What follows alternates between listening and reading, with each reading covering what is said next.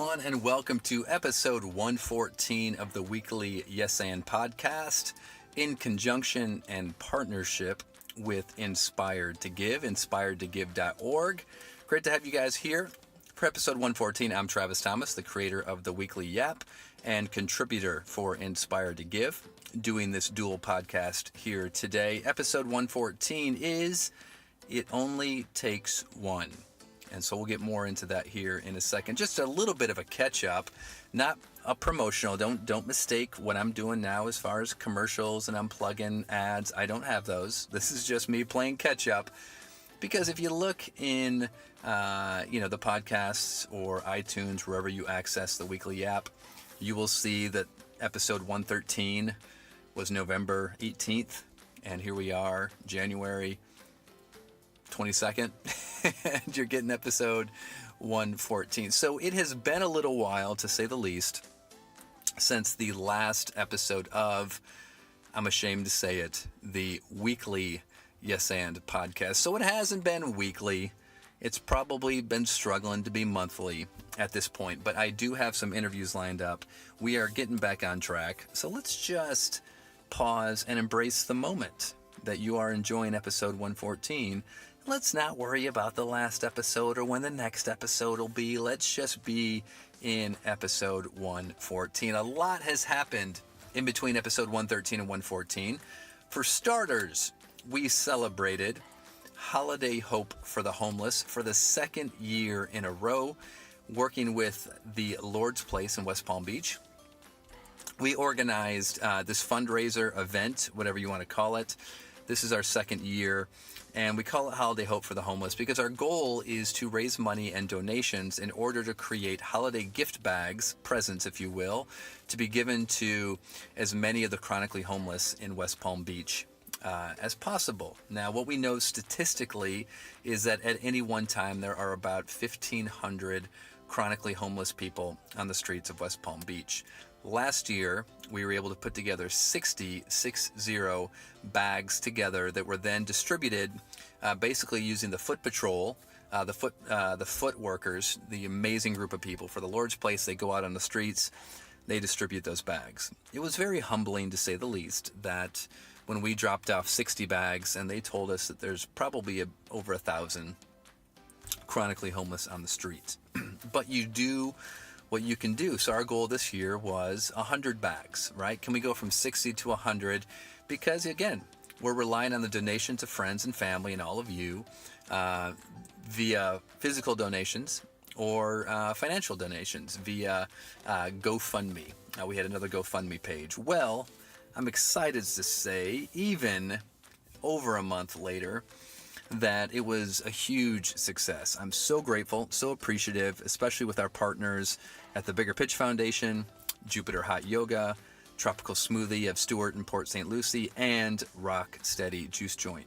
With those four partners and donation boxes in all those stores, as well as the kindness of all of you who contributed and strangers, we raised over $4,000 in donations, as well as a bunch of other physical donations, enough that we were able to create 119 holiday bags that were given to the homeless. So how awesome is that, right? From 60 to 119, we almost doubled it. We had some extra donations. We didn't have enough to go into bags per se, but we had extra gift cards that were given to a charity in Jupiter. We used every penny. It was all given away. Huge success. And so thank you. And if you didn't contribute and you hear about this, well, hey, let me know, reach out, make a contact, and wherever you are, how about if you do Holiday Hope for the Homeless in your area next year, and we partner up, and you do it on your end, we'll do it in our town. If anyone is listening to this, they want to do Holiday Hope for the Homeless in their community, let's be in touch, and let's start to make this movement spread. So we're pumped. Our goal is, I'm going to put it out there, our goal is 200 bags next year. I know we can get there, and wherever you are, we could use your help in Holiday Hope for the Homeless in your community as well. Boom. There you have it. Thank you to everyone who contributed and was just a part of it. We have a big packaging party, an assembly party. We had it at our house this year, and it was really cool. Two kind of cool moments that stand out from this year is it was awesome to have the staging party at our house, to have everyone just kind of come in and contribute what they could. The huge donations from people, the financial ones, but also the ones where people went into the stores and just dropped off supplies, toothbrushes, blankets, gift cards, toothpaste, feminine products, right? All these practical things combined with, blankets and pillows, all these things that were contributed were just amazing. The thing that stood out for me was my wife and I, it was the day of the assembly party. We went to Walmart. We were getting the stuff that we felt we needed to complete the bags. And so imagine us, we're in Walmart, we're in a self-checkout. So a self-checkout, and so we're checking out, just imagine like the little travel size toothbrushes or toothpaste or deodorant, all these different, imagine a shopping cart filled to the brim with all of these items. So hundreds of items, and we've got to boop, individual scan, boop, individual scan, boop. So anytime someone would come behind our cart, I would go, hey, you guys might want to go elsewhere. This is going to take us a while. And they would smile and they would go to the next register. Well, we were kind of towards the end, but it's still a tedious process. And this woman, she probably in her 50s, and she comes behind us, and she's not even looking, and she's starting to put stuff on the belt before I can tell her, hey. And so she looks up, and I'm like, I'm sorry, you might want to go to a different register. And she said, listen, it's okay. She said, I can just stand here and appreciate sort of the peace and stillness of not having to do anything right now. I was like, oh, amen. And of course she's looking at our cart. She says, what are you guys doing? And so my wife and I told her, we're this project for the homeless and da-da-da-da. And she started crying. And she goes, can I give you guys a hug? And she gives my wife a big hug, and she gives me a big hug. And she goes on to tell us that, she's a widow. She's an empty nest house. She goes, I have this big house on the river. My kids are out of the house. I'm a grandparent now. I'm in this house by myself. All I'm going to do is go back home to my empty house. And what you guys are doing is amazing. How can I help next year? And so, and she probably gave my wife 3 hugs. And so it was super, super cool. Those are the moments where you just kind of see this ripple effect of when any of us just kind of do one simple thing, the ripple effect it can have when others see it. And it's not about, oh, look at how good we are, or we're going to make other people do good things, but by the simple fact of doing that act, it inspires others to live with more good, with more inspiration and purpose, which really gets us into what episode 114 is all about today. It only takes one. And I think that example from the Holiday Hope for the Homeless really encapsulates this idea that it only takes one. And I know if you're like me, you're watching the news and you're watching the government shut down and you're watching race issues and sex issues and politics, and you've got your own family stuff that's happening. God knows I do. And you look at all this stuff and you get frustrated, you get angry, you get depressed, you get sad, you get cynical. And no matter what your personality type is, that's going to trigger something that's probably not healthy. So what do you do, right? What do you do when what's going on seems insurmountable? And what is going on, your contribution doesn't look like or feel like it would be enough. And the reality is it only takes one. Last week, Gillette unveiled a 60-second commercial. You've either seen it or you've heard about it. They've changed their slogan from the best a man can get. I grew up with that tagline. Most of us have. The best a man can get. Yeah, that's good right there, huh? Yeah. They changed it from the best a man can get to the best a man can be. And they started their own little organization for people to kind of check that out as well. The best a man can be. And the commercial is about changing, or shall I say transforming, holding manhood to a higher standard. Encouraging men, emphasis on courage, encouraging men to have the courage to stand up when they see bullying taking place, to stand up when they see sexual harassment taking place, to change our concept of manhood, not to, any longer just accept boys will be boys, right? Locker room behavior, and to promote and encourage this idea of moral courage, what it takes to stand up, to go against the grain, to go against the crowd, because we know that one of the hardest things, if not the hardest thing that any of us ever have to do in our lives, is speak up against the crowd. That's really, really difficult, especially when you're like me. I'm non-confrontational, but you'll remember my story from a few months ago of how I was sitting in Starbucks when the men sitting around me started just saying ignorant stuff about sexual harassment. And I had to speak up and say, no, that's not true. What you're saying is not true. And then they immediately kind of backtracked and recoiled, and we ended up having somewhat of a nice conversation. And it was just kind of one of those conversations where the guys sitting around me, one guy says something and it was easy for the other guys to go, yeah, right. And I suppose this, and I bet if we did, and it was just this group think environment. And it's so easy to get sucked into. I get sucked into it. We get sucked into it where the group is all behaving one way, so we allow ourselves to behave that way. The whole group is talking a certain way, so we allow ourselves to talk a certain way. I was just working with a group of high school kids. I was doing a leadership session. I said, I guarantee right now, all of you can think to your peer group. There is one kid in your peer group that everyone makes fun of. And everyone just kind of thinks, oh yeah, that's just so-and-so. We make fun of them. And you have probably just gotten sucked into going, yeah, that's just so-and-so. And that's just groupthink, right? Because none of us on the surface would go, yeah, none of us would say, yeah, it's okay to make fun of someone. It's okay to be disrespectful. It's okay to bully. None of us, but groupthinks, and it happens in corporate culture, right? Boy, does it happen in corporate culture.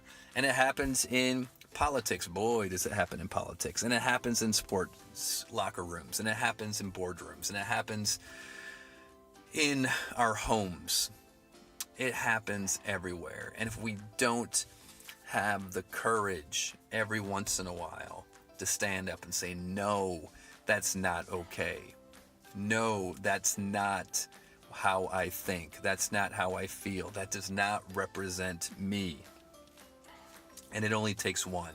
I showed them this video about groupthink, and where they have set up these scenarios across the world. They've done it in New York City. They've done it in London, where they'll put a person, an actor, in a public situation, and they'll dress them up somewhat homeless looking, and they'll kind of writhe around in pain as people literally just walk by, look down, look the other way, and walk by. And it takes this one guy 20 minutes before someone stops to see if they're okay. And then they take the same actor and they put him in a business suit, and it took 6 seconds for someone to stop and check on them. The same person in different clothes. Why? Because that person in the suit was a part of the larger group. It was okay. It's not okay for that person to not be okay, but it's okay for the person that doesn't look like me, dress like me, talk like me. If they're in pain, that's not okay. And you watch this and it's cringeworthy, and you're like, I would never do something like that. And if you are listening to this and you are the person that would never do something like that, God bless you. I want to hear from you, because you are amazing. And I'm not being facetious, because the reality is all of us every day, we fall into groupthink, and we say to ourselves, we come up with a reason to justify why I am not helping. Why I can't help. It's because I don't have time. I'm on my way to work. I'm going to be late. That's dangerous for me. What if they have mental issues? All these things, many of them can be valid. They can all be valid, but we come up with reasons and excuses. But what the video also shows is once one person steps up or steps in and helps, immediately a bunch of other people jump in to help as well. Because it only takes one.